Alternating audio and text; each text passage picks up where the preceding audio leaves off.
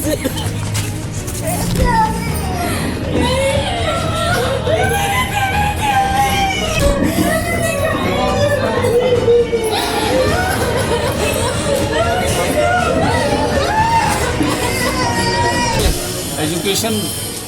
अब तो पहले एजुकेशन दान दिया जाता, अब एजुकेशन को बिजनेस बना दिया गया, अब व्यापार है। हम लोगों ने अपनी बहन खोया है, कल किसी और के साथ लेना। नमस्कार, मैं करिश्मा सिंह और आप देख रहे हैं CTO news. Delhi Rouse coaching हादसे में मृत हुई तान्या सोनी का शव औरंगाबाद के नबीनगर स्थित शनिचर बाजार पहुंचा। सड़क मार्ग से दिल्ली से एम्बुलेंस से तान्या के माता और पिता शव के साथ जैसे ही घर पहुंचे, वैसे ही परिजनों समेत आस पड़ोस में चित्कारें गूंजने लगी। परिजन दहाड़ मारकर रोने लगे और पूरा इलाका गमगीन हो गया। ज्ञात हो कि मृतका तान्या की पढ़ाई जेएनयू में हुई, फिर बाद में उसने यूपीएससी की प्रतियोगिता परीक्षा की तैयारी के लिए दिल्ली के राउस कोचिंग में अपना दाखिला कराया था। यही नहीं, तान्या ने परिजनों को इस बार यूपीएससी की परीक्षा में सफल होने का दावा भी किया था, मगर ये सपना ही रह गया। इधर इस हादसे के बाद से बिना सुरक्षा मानकों के संचालित हो रहे बड़े कोचिंग संस्थान अब सवालों के घेरे में आ चुके हैं। ऐसे कोचिंग संस्थानों को चिन्हित कर अब लोग कार्रवाई किए जाने की पुरजोर मांग कर रहे हैं। देखिए, जिस तरह का दुर्घटना हुआ है, मैं तो बोलूँगा कि दिल्ली गवर्नमेंट का जो है बहुत खराब ही मतलब नाजुक स्थिति है इस तरह से, क्योंकि बेसमेंट में लाइब्रेरी रखना ये कहीं भी मुमकिन नहीं है। और ऐसे जगह जिसका परमिशन अगर आपको स्टोरेज का हो, वहाँ पे अगर लाइब्रेरी बना के रखे हो, तो ये तो प्रशासन का भी पूरा का पूरा सहयोग था कोचिंग इंस्टीट्यूट को। ये घटना एक तरह से मतलब कहा जाए कि दुर्घटना नहीं है, एक तरह से मतलब कत्ल है। कत्ल है, ये तो कत्ल बोलेंगे। दिल्ली गवर्नमेंट और इंस्टीट्यूट का मिला जुला इस तरह के कोचिंग संस्थानों पे रोक लगनी चाहिए, बिल्कुल लगनी चाहिए। और ऐसा नहीं, ओल्ड राजेंद्र नगर में अप्रोक्स 100+ ऐसे बेसमेंट में लाइब्रेरी चल रहे हैं जो कि बंद होना चाहिए।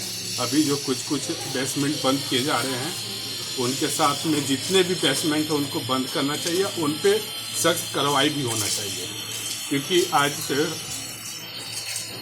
हम लोगों ने अपनी बहन खोया है, कल किसी और के साथ लेना होगा। मतलब जो है ये प्रभावित होगा, पूरे देश से लोग जाते हैं वहाँ दिल्ली में पढ़ने, और ये हास्यास्पद है इस तरह का घटना, है ना। क्योंकि बेसमेंट में लाइब्रेरी, ये समझ में नहीं आता है, सेफ्टी का कोई मतलब इंतज़ाम नहीं। अगर आप लाइब्रेरी रखे भी हैं और इलीगल रखे हैं, तो उसके लिए आपको सेफ्टी का उपाय करना चाहिए, है ना। अभी तो कल हम लोग को पता चला, कल से हम लोग इंतज़ार कर रहे हैं डेड बॉडी का। अभी आने में 1 घंटा लेट भी है, तो हाँ एम्बुलेंस है। लेकिन पता ये भी चला हम लोगों को कि दिल्ली सरकार के द्वारा, दिल्ली गवर्नमेंट जो है उसके द्वारा यहाँ जो हॉस्पिटल का स्वास्थ्य विभाग है उसके द्वारा एम्बुलेंस तक का व्यवस्था नहीं किया गया यहाँ भेजने के लिए। जहाँ उसका पैतृक आवास है, घर है, जहाँ पे दाह संस्कार अंतिम क्रिया होना है, अपने खर्चे पे अपने खर्च पे प्राइवेट एम्बुलेंस से लाना, है ना। आप क्या किसी को मदद कीजिएगा? मुआवजे की मांग तो खैर हम लोग करेंगे ही, है ना। पीड़ित परिवार के साथ हैं, उनको शक्ति दे भगवान, साहस दे सभी को इस दुख से उबरने का। लेकिन जनरली मुआवजे की मांग होती है, तो जब एम्बुलेंस तक आप नहीं व्यवस्था कर रहे, जबकि राष्ट्रीय स्तर की घटना है ना, छोटा मोटा घटना नहीं है। वहाँ पर 30-35 लोग पढ़ रहे थे, सब लोग गए, ये तो समझ में आना ना चाहिए, कोई ना कोई छूटा रह सकता है।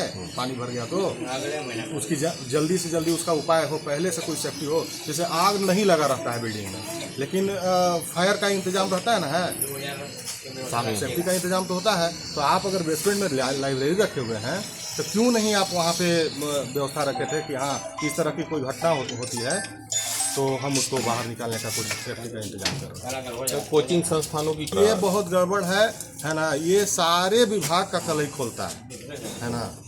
ऐसा नहीं, शिक्षा विभाग का, स्वास्थ्य विभाग का, इस एक घटना से, है ना, वहाँ का म्यूनिसिपल का, दिल्ली गवर्नमेंट का हर किसी का, देखिए हर कोई जवाबदेह है इसके पीछे। इसकी उच्च स्तरीय जांच होनी चाहिए, इसलिए होनी चाहिए कि ये घटना तो घट गई, अब आगे से ऐसी और कोई घटना का मतलब न हो इस तरह का, इसके लिए कुछ इंतजाम होना चाहिए, इसकी जांच उच्च स्तरीय होनी चाहिए।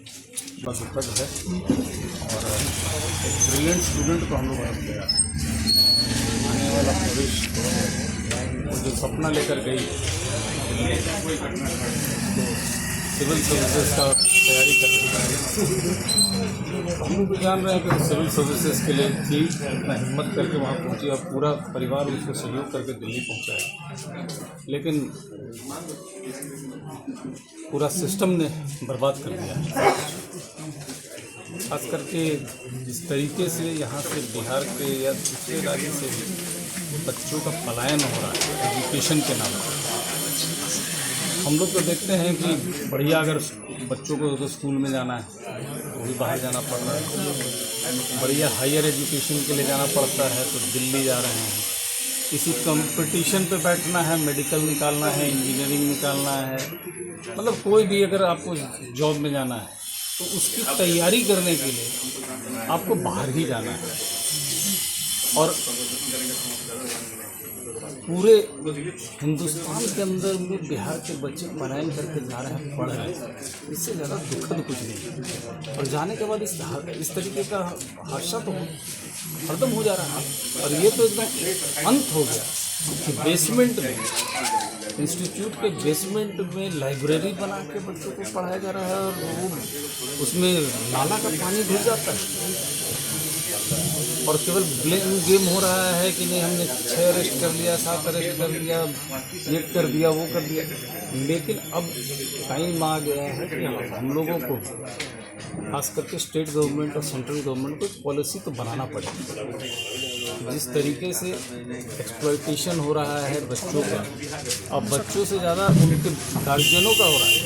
मैं तो सिंपल एक छोटा सा उदाहरण के साथ मैं बता देता हूँ कि एक शहर है पुणे, मैं कोटा का एग्जांपल नहीं दे रहा हूँ, कोटा का जोड़वाऊंगा तो बहुत लंबा जाएगा। पुणे में केवल बिहार के बच्चे करीब करीब 1000 करोड़ रुपए देते हैं, मिडिल क्लास फैमिली अपना पे कर रहा है एजुकेशन के लिए, वहाँ पे कॉलेजेस में पे कर रहे हैं, पीजी में पे कर रहे हैं, हॉस्टल में पे कर रहे हैं, मंथली खर्च में पे कर रहे हैं। ये हम लोगों का टोटल लॉस है स्टेट का।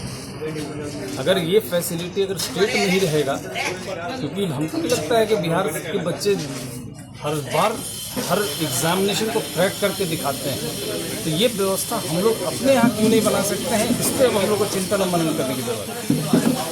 अब गेम ब्लेम गेम खेलने के लिए हम लोग परिवार के साथ में हैं, बच्ची के साथ में हैं, अभी वो आ रही है, चाहेंगे क्या उसका वो अच्छे से विदाई करें।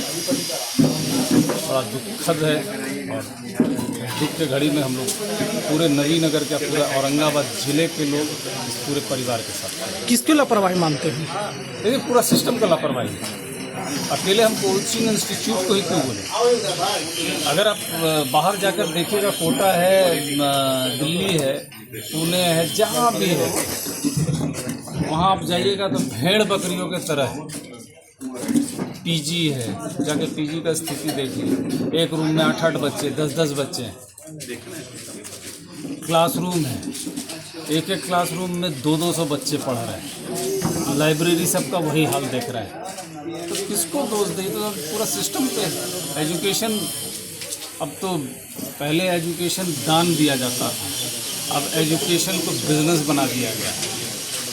अब व्यापार है, और जहाँ व्यापार आएगा वहाँ पे क्राइसिस भी होगा और दमन भी होगा। ये दमन का ही नतीजा है। एक चीज़ और जानना, संस्थान यहाँ पर बहुत सारे चलते हैं, यहाँ पर कई तरह के घटना भी हुआ है, और ऐसे में आप देख रहे हैं कि अभी घटनाएं भी घटी है, जो दिल्ली में घटना घटी, इस पर क्या कहिएगा? सबसे पहले तो हम लोग बहुत काफ़ी दुख में हैं। हम लोगों ने अपनी बहन को खोया है और ये आरोप प्रत्यारोप का समय है नहीं। ये घटना दिल्ली के राजेंद्र नगर में घटी है और कोचिंग प्रशासन जिस बिल्डिंग में कोचिंग चल रहा था, ट्यूशन चल रहा था, तो बेसमेंट में क्लास नहीं होना चाहिए। कि उसमें नाला का पानी भरे और इस तरह का घटना घटे। इस घटना से पूरे नवीनगर के जितने भी हम लोग नगरवासी हैं काफ़ी आहत हैं और हम सभी प्रशासन से ये मांग करते हैं कि बिहार में इतने ब्रिलियंट स्टूडेंट हैं, यहाँ पे जितने अच्छा करते हैं स्टूडेंट लोग, तो हम लोग ये मांग करते हैं सरकार से कि अच्छा कोचिंग सेंटर हमारे बिहार में ही खुले, यहाँ के बच्चे, यहाँ के मजदूर बाहर न जाएं। ऐसा व्यवस्था सरकार के द्वारा बनाया जाए कि हमारे बच्चे अपने ही घर में पढ़े। धन्यवाद। क्या नाम हुआ?